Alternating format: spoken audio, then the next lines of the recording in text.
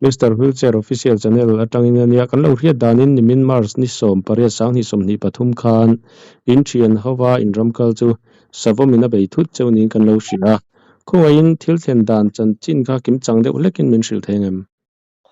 ole nyai ma pathum kan ne kana enge I kan liam tur ma zolte hi kan nuna wania chuan I pakhat zoram nga ka hi kan nu ka zen fapa ni thungam ti chang kan pathumin luya kan kala ralte lui kan timaya chumi lui chu kan po tha kan tum dan tak chuan sim luang lui kan te chumi zo tha ka nge ta holama chan chumi zo chho pa a englo nau te lui kan te ke mani lo kor a chut chho tum kan nia zana zana kai puang ka tum kan ni ber chuan katia lui kan thleng ka lui ate mai zel te kan zumu khomuang kan chon khomuang kha kan zuk zo khan lui mong lam panin kan kal tha a chuan kan kal thak pa khan li a khan sanga khan lo om tha ve zek mai a chumi li chu I the kang teang tlai chop me tu te kan man thei takin kan tia ti chuan ka thian te pahni chu changel an sa tu ka tia ti chuan an ni changel an sa hlan khanin sa turang kal khan kein luya chuan tuiluan na vela chuan lungte kalo the kho ma changel lo nge tuina len tlang na tu lo dal lang khan mo chuan an ni an ki khan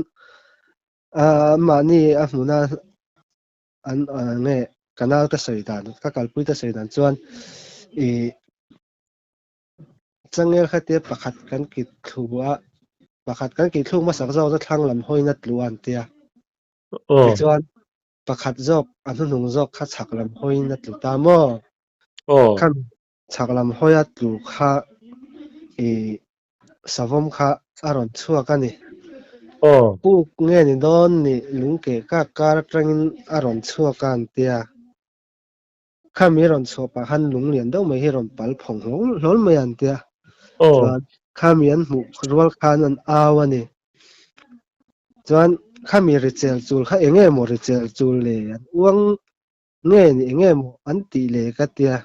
an ma ni en thli thlai tur khan ka chuak chawa ti chuan khami an ma ni ngai changa ka chuak chho lai khan ma zol te kha ron tlan thla u het savom ma ron ti thlawak vak ani chuan ama ron lan khan a hnungah khan savom kha ron lang zui ngala chuan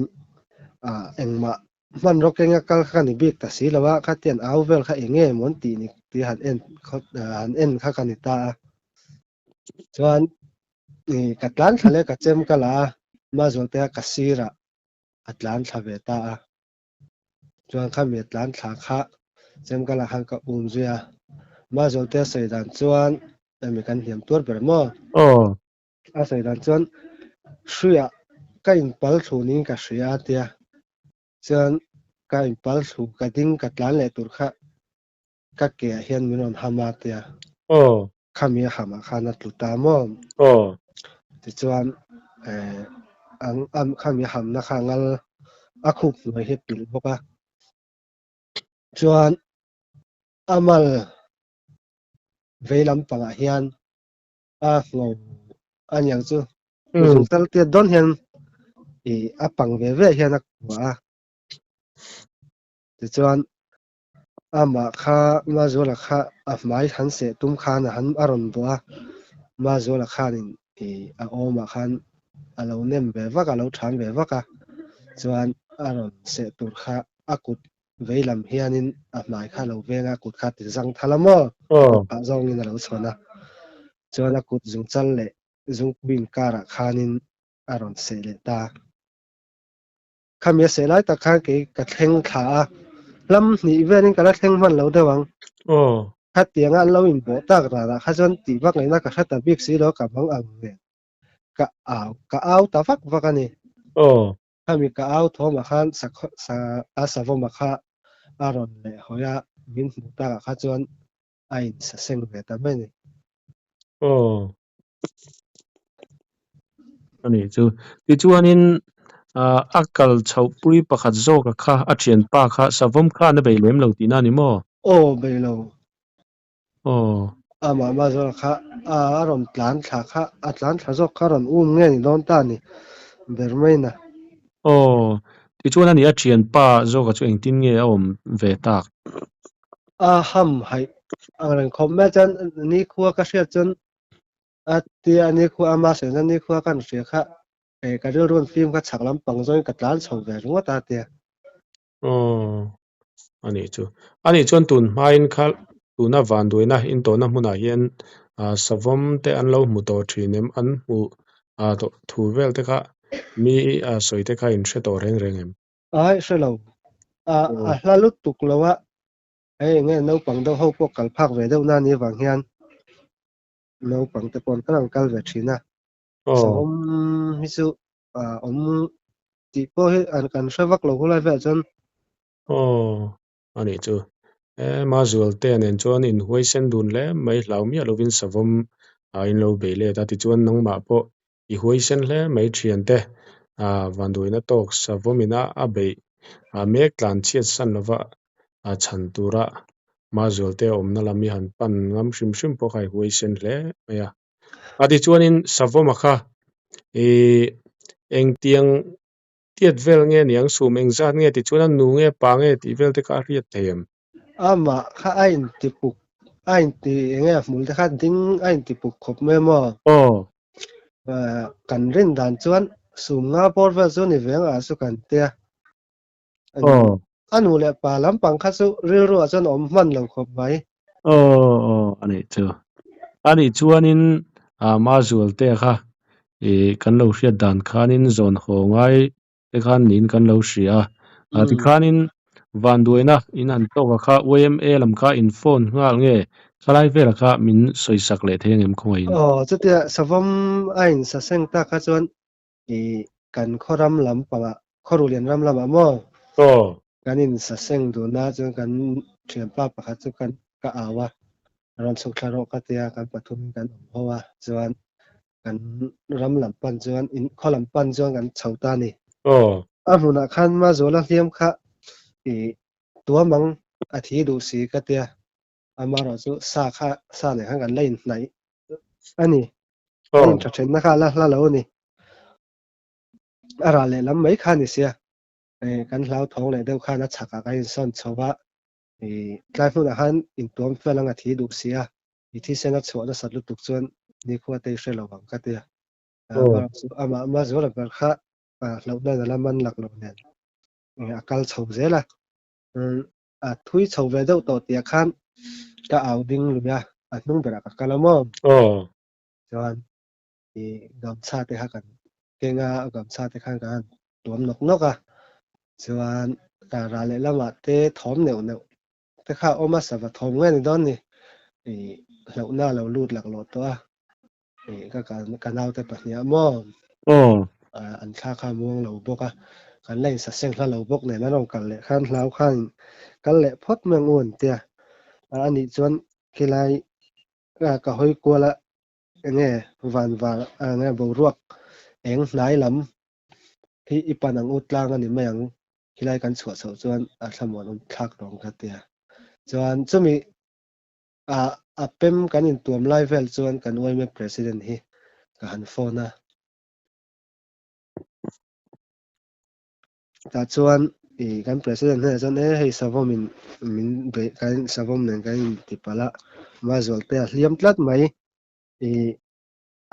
akal hei thei chi lova mi puilam min lo pun sak me don mi le kan tiamo chuan an nin information mangin mi puilam te min ko khop saka an kal thani ani chu ti chuanin ma zual te chu damdoi in lam in pan pui ngal nge mi puan ron thleng in an thleng mi an zon thleng chho kha damdoi ina fila motorin min lo nga ka damdoi kan tlan tlang ngal min tlan tlang pui ngala ina polut masalawin ani chu ti chuanin tuna nge ma zual te kha hadin mun tuna chuan ama atha a biak the hara I ana hi ron chuak vele thina aron na ton hen na chok nei kan ei khal ti ramo na chok nei I mam nga ro anak tak tak main anak tak tak chana ai sang ei zel angai kan te na ron chho do chon na chok nei ei ngal zel ani chu ti chuanin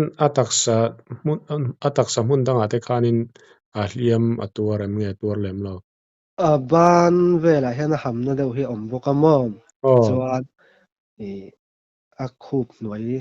angal lampang leilam a hliam chu ni deuh bawk mai ani chu ti chuanin a top lam kan hnei dawn tonga a top nan an soi bel duang chi te nei chuan khawngei min soi sakla ti chuan kan du tok dawn ni nia kan hnia kan mang an kan chet sualna te kan oi me ten information ten puanga tlom ngai the pian an tan thla zung zunga ke mani ma zol te ron zon turin chuan in kan han thlenga kan VC te thei topin man lo la a damdawi in lama te kan VCP te lo oma tichuan an nin sum le pai te min lo pe min lo tran puya tichuan kan nurse le kan doctor le staff te an fel em boka kan chunga an lo in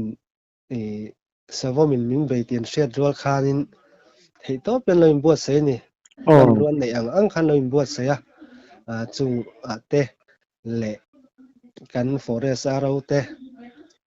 ani po damdawi lama min lo ngai changa min lo changa damdawi man tura te ama pocket money tangin poisa te min pe a khang ho